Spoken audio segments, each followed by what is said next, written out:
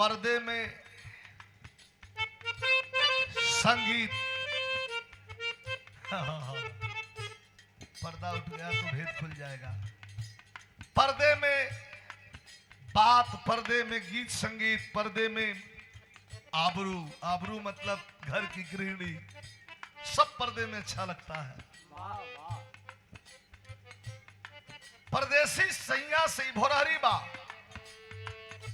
संजोग और वियोग दोनों पक्ष है। परदेसी सैया से टेलीफोन करके दुल्हन कहता, उ चाहत त कह देत कि अब चल जावा, लेकिन ना, ओकरे कहे के तरीका कितना घुमा के बा। लकड़ी जल कोयला बनी, कोयला जल कर राख, एक बिरह ने ऐसी जली, कोयला हुई न राख।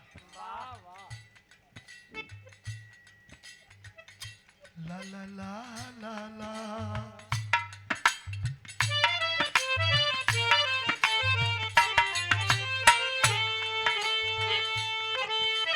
टेलीफोन पर कहत बा, ई ना कहत बा कि आवा, कितना घुमा के कहत बा। जिंदगी तोहरे नामे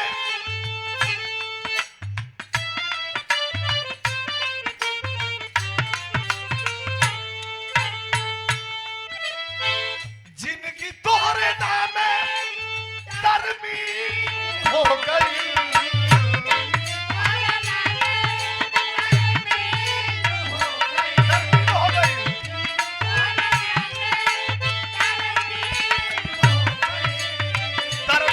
तरमीम का मतलब राजीनामा, रजिस्ट्री। दुल्हन कहत बा, ना कहता कि चल जावा, भाव करू है बा। ये बड़ी सुंदर गीत है और रुचि गीत तोहरे गावल लख। अरे जिनकी तोहरे नामे तरमीम हो गई, ए राजा तोहके देखले बड़ा दीन हो गई। हो गई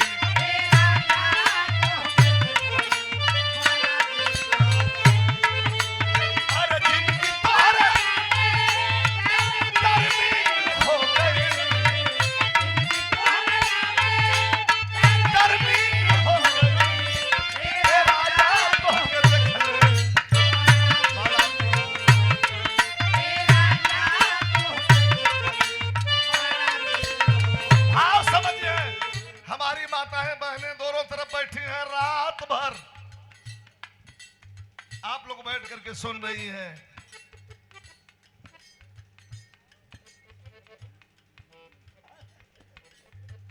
हमार भैया दिखा कितना तेजी से कुल बदल गल।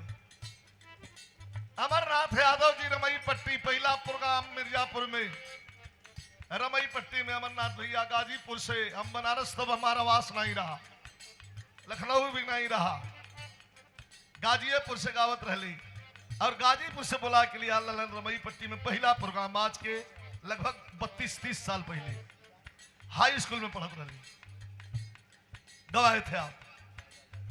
अमरनाथ भैया चिन्हावे नहीं किया यार, कुल बदल गल हो जिंदगी। तो भैया चाहे थोड़ा सा रोके के पड़ी 2 मिनट, जल्दी से देखे हट जा।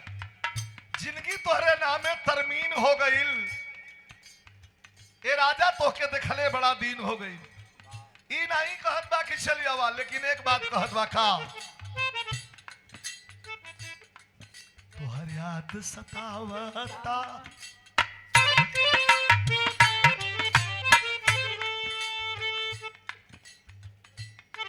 तोहर याद सतावता, हमरा के रोवावता।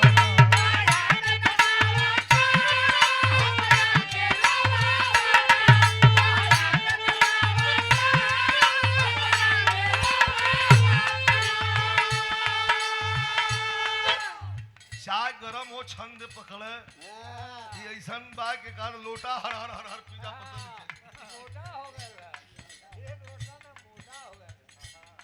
भाव देखा ओकरे कहे के तरीका, फरियाद सतावता हमरा के रोवावता।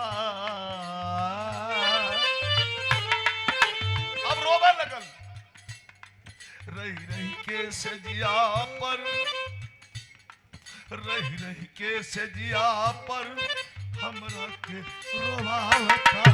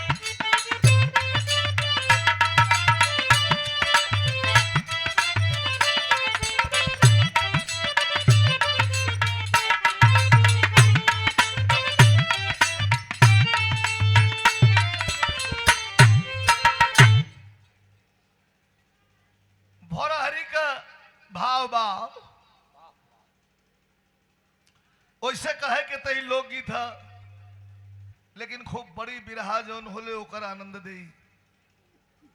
थोड़ा अपने पूर्वजों को भी याद किया जाए और हम कौन हैं ये भी पहचानना, खुद को ही पहचान लेना ही असल पहचान है। धर्म और अधर्म के बीच में जंग हमेशा होती रही है, चाहे सतयुग रहा हो, त्रेता रहा हो, द्वापर रहा हो और चाहे कलयुग रहा हो। समझ लीजिएगा, बताऊंगा नहीं। लेकिन एक जंग अयोध्या के राजा हरिश्चंद्र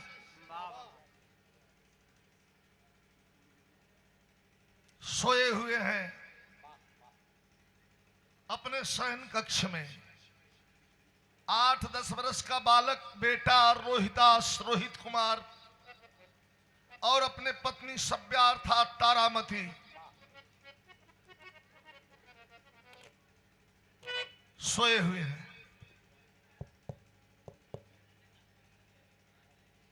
भोर के समय स्वप्न आया राजा को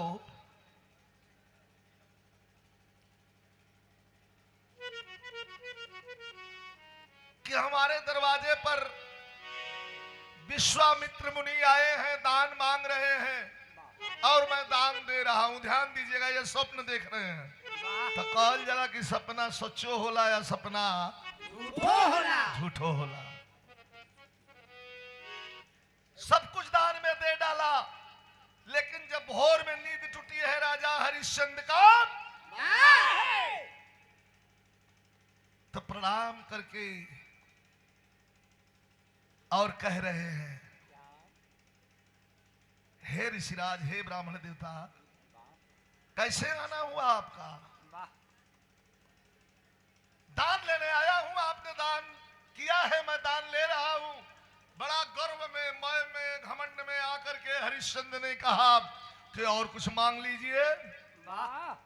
कुल तो दे भलू। अच्छा और देवा कहा मांग लीजिए। और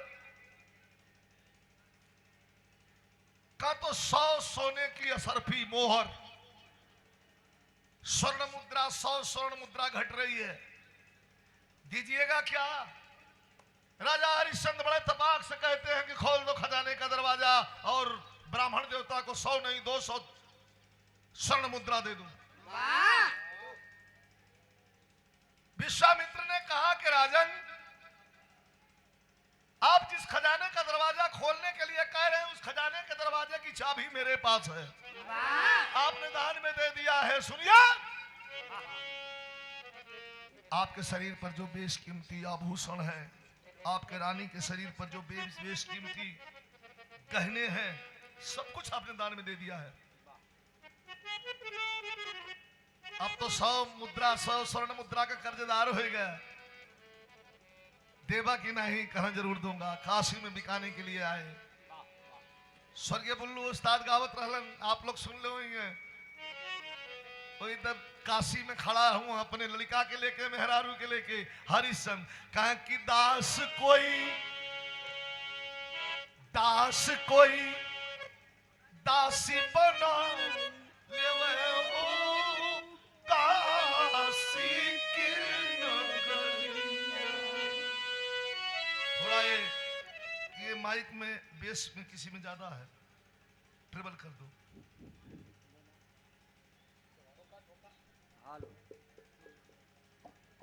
सबका तनी बदला रहे, मैं कहूँ को बहुत बोला था। सही करिए ना।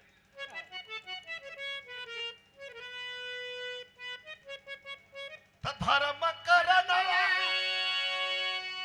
बिकई बात आईली संगवा में रानी है रतनवाली आईली। अब बंधन से कोई छोड़ा लेवे हो काशी के।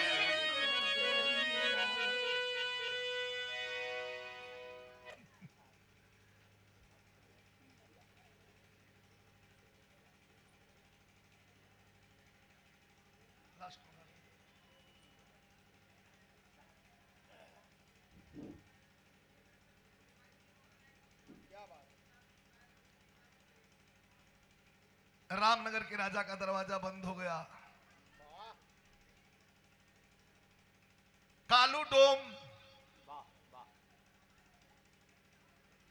के तब से डोम राजा कहल जला। हो जाई भैया, हो जाई। लास्ट में गा के बंद करो जी, ओके गा के बंद कर दो।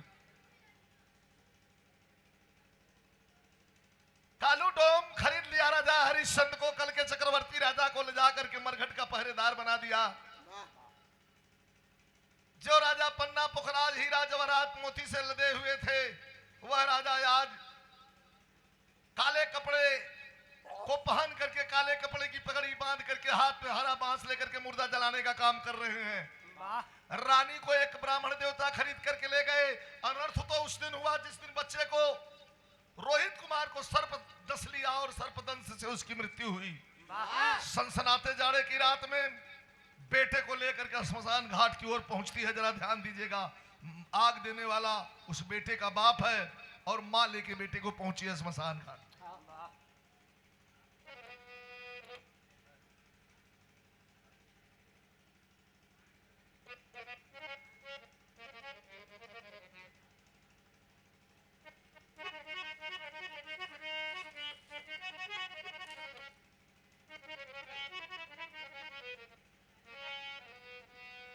और ये देखिए,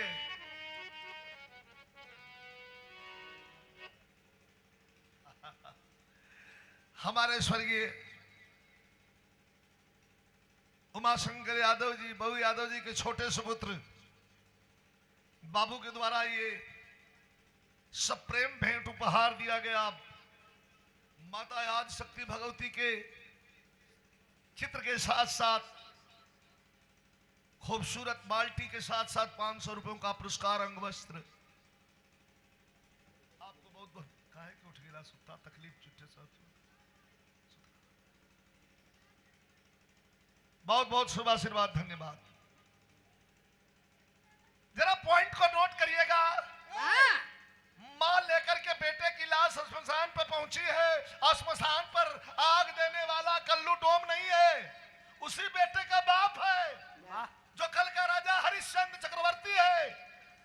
मां जब पहुंची तो कवि कहते हैं,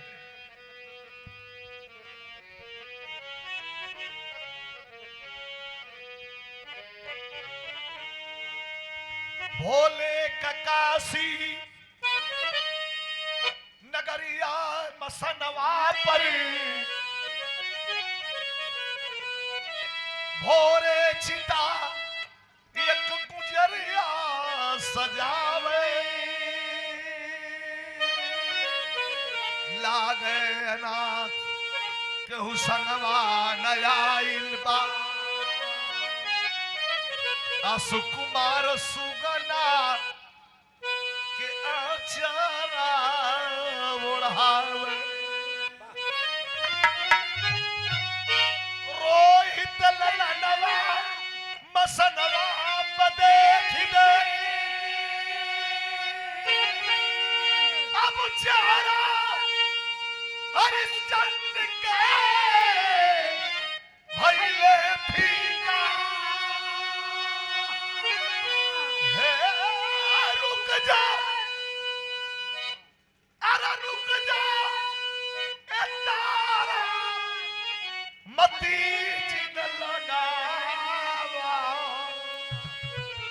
अमथवा पहमरे कलंक का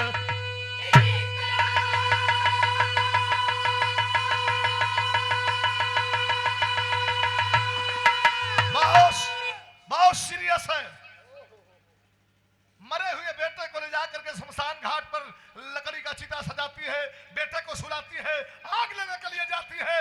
तब तक चांडाल का रूप कल का चक्रवर्ती राजा हरिश्चंद्र अलाव जल रहा है, हाथ में शराब की बोतल है, एक घूंट शराब पी रहा है और कुछ शराब अग्नि में फेंक रहा है।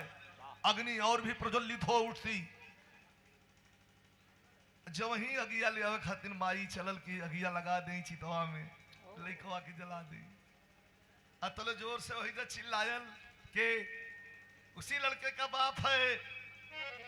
हरिश्चंद्र चिल्लैला रुक जाए तारा मती जिन लगावा मथवा पर हमारे कलंक का टीका।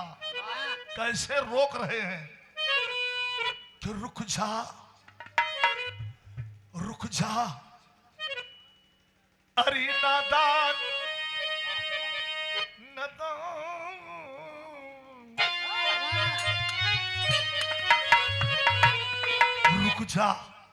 रुक जा अरे नादान क्यों तारा जलो रही।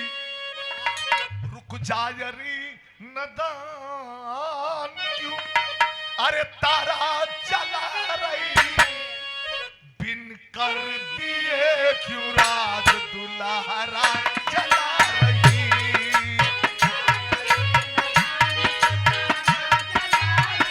और बोल है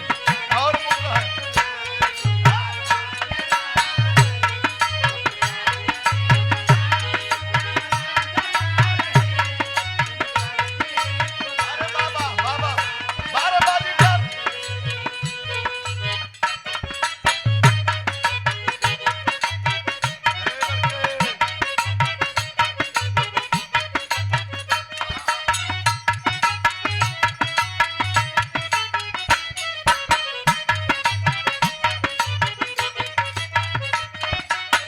राजा कहते हैं रानी मरघट पे अपने से आगे लेवल जाते हो। जब तक मैं आग नहीं दूंगा तेरे बेटे को आत्मा को शांति नहीं मिलेगी। याद रहे मरघट पे कोई मेरा नया पनल पर आया।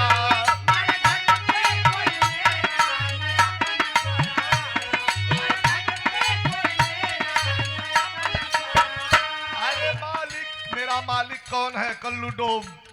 मालिक का हुक्म चाहिए हर लाश से माया।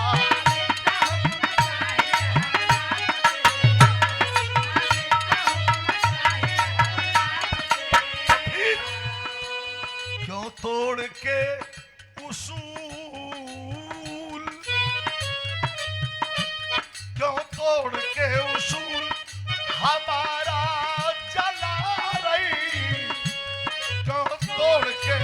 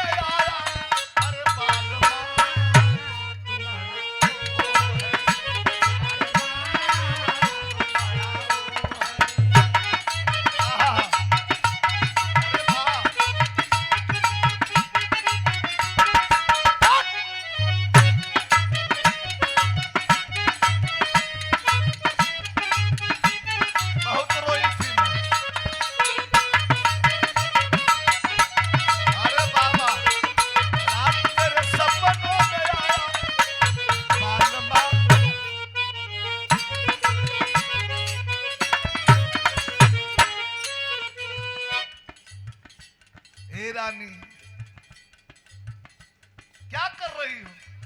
राज छोड़ दिया, बात छोड़ दिया, धन छोड़ दिया, दौलत छोड़ दिया, सब कुछ दे दिया, और तुम एक ही झटके में सब बर्बाद करना चाहती हो रानी।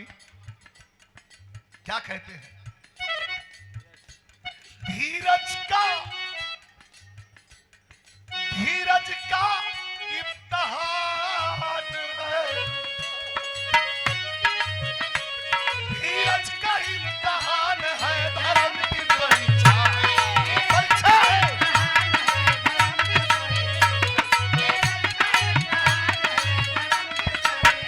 अरे क्यों भूल गई वो हम रविवंश की शिक्षा।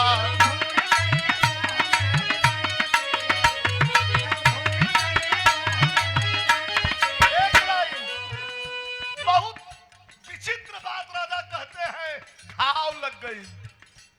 एक तुच्छ चीज के लिए, दुनिया में सबसे प्यारी चीज क्या है? अपनी औलाद।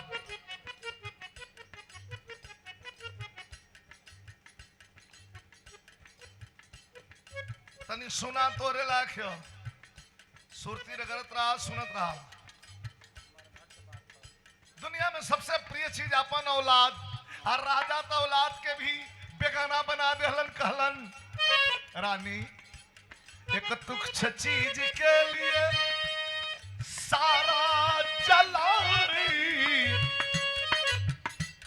एक तुच्छ चीज के लिए सारा जला रही, दिल तेरे दिए युवराज दुलारा जला रही।